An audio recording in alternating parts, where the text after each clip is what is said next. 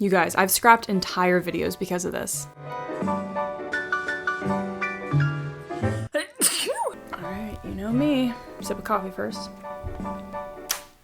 What's up, friends on the tube? My name's Taylor Bell. Today I'm going to go over 7 things that seriously surprised me about having a YouTube channel, about being on YouTube, being a small YouTuber, all the fun stuff. So let's dive right in. As always, please gently tap that like button down below. It's free and it would make me really happy. Thank you very much. All right, first thing, number 1 that surprised me is how difficult it can be to come up with quality, original, and valuable content. Of course, there are repeatable videos that you will see a lot of YouTubers do, especially in the lifestyle sphere. For instance, you will see a lot of routine videos, so morning routine, makeup routine, skincare routine, apartment makeovers I've been seeing a lot, and there is absolutely nothing wrong with those videos. I'll definitely be making those videos myself in the future. I mean, talk about repeatable. My last video was literally how much I got paid my first month of being on YouTube. But I think it's probably a good thing to sprinkle in some original content now and then, and I was surprised by how hard that actually is. Yes, you can, of course, make the argument that you could take a video idea and then slap your own twist on it, slap your own personality on it, and it does become original, and I agree with that to some extent. But most videos in some way, shape, or form have been done before, from what I've seen. And of course, that's not to say you shouldn't start a YouTube channel because of this, but it did surprise me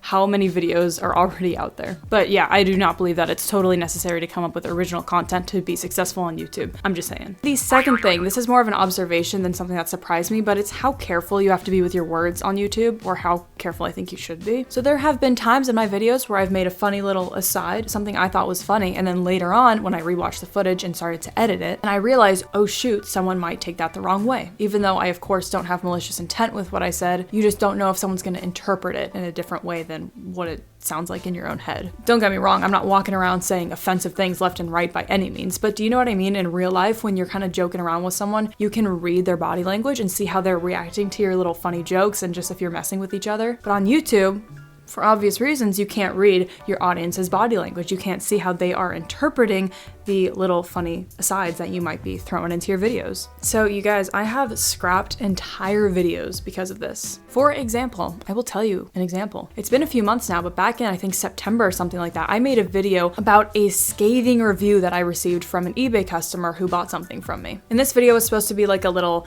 let's gossip tea time, you know, relatable video for other resellers to watch, because every reseller at some point receives a really bad review, even if they did nothing wrong. So this video was supposed to be funny and relatable, like, haha, that happens to all of us at some point, sucks, right? And I read what this person wrote about me out loud. I of course blocked out their name, I kept it anonymous, but I did read what they wrote about me. And then when I started to edit the video back, I rewatched the footage, I realized this person who left this terrible review about me has broken English. And I realized that someone out there just might take this the wrong way, where they think I'm discriminating or being unfair to this person just because they had broken English, which of course couldn't be further from the truth. Like I said, it was supposed to be a funny, relatable, haha, let's chat video. But I didn't want to risk someone getting their feelings hurt, is what it really comes down to. So I guess in conclusion, I do try to be very careful with my words. I mean, don't get me wrong, I don't script out my videos word for word. What you guys see is real, you get my humor and all that. But I just try to be extra careful because, like I said, if something sounds funny in my head, I can't really read your body language, the person watching this right now, because I don't see you. So I just try to be really careful, and really, like I said, what it comes down to is I don't want to risk someone getting their feelings hurt, because that would never be my intention, you know? All right, the third thing that surprised me is just how much the creative process ebbs and flows. So when I first started my YouTube channel, I actually did sort of foresee coming up with video ideas as a potential roadblock. So I literally took the time to think up and write down 50 separate video ideas before I even posted my very first video on YouTube. And in theory, that list of 50 video ideas should give me a full year of content, right? Like I don't have to think of anything new, because I could just refer to that list and kind of pick one at random. Well, at least in my case, that has unfortunately proven to not be the case. So much of the video that I decide to make or put out every single week comes down to what strikes my fancy that week. In other words, I really decide on what video I'm going to make about 1 or 2 days max before I actually make it. And some weeks, even if I have a really, really good and fun video idea in my back pocket, I will still sometimes just feel creatively meh and just don't feel up to making the video.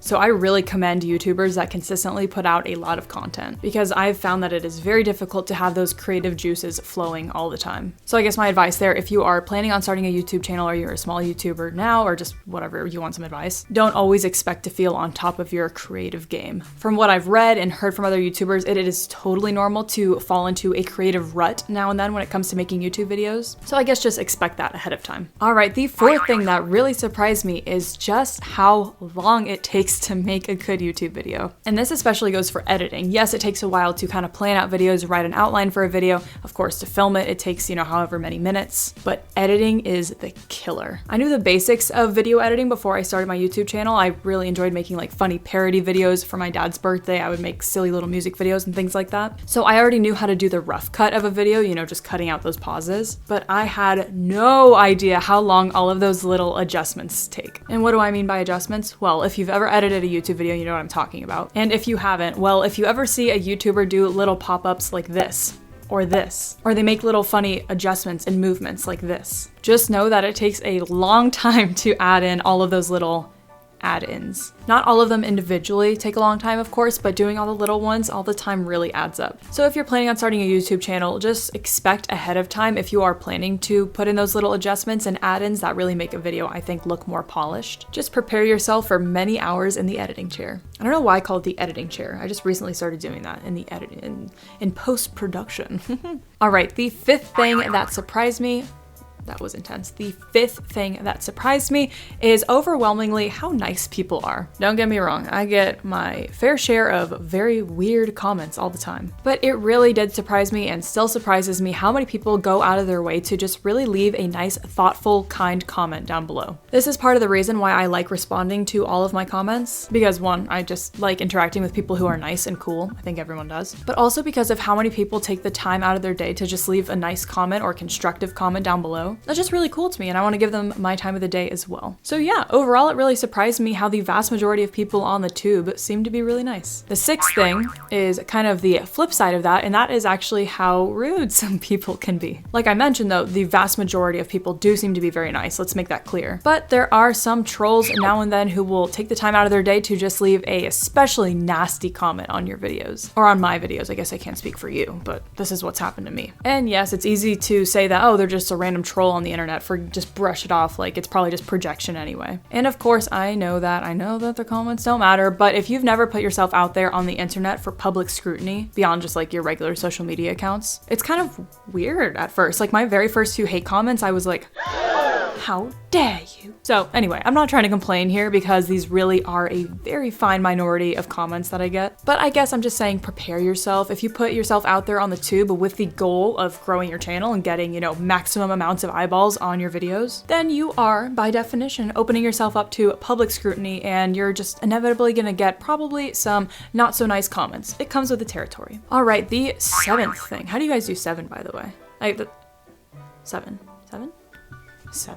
The seventh thing is how hard it can be to come up with a good title. Let me explain. In some videos, you'll see that I have a long title that doesn't look super sexy, like in my last video. All right, let's see here. My first YouTube paycheck, how much I made my first month being monetized, small YouTuber, plus tips. It just goes on and on and on. But that was very intentional. I was trying to rank and search with all those nice little solid keywords because that specific video applied to a wider audience than my almost 8,000 subscribers.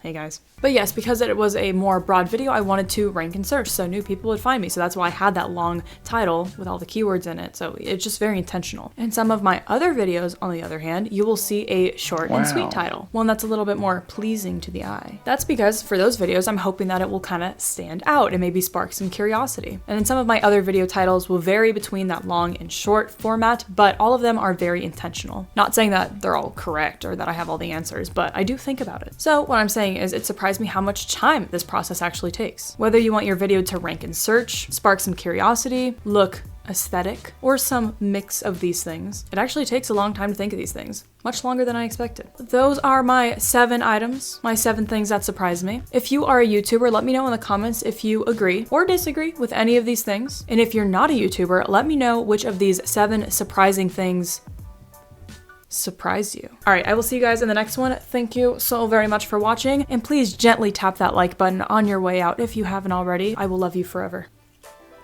Okay, bye. All right, let's see here. Wow, I can't see in those. Jeez. 1, 2, and 3. I mean, just because I have the time. I don't really have the time. All right, time to edit.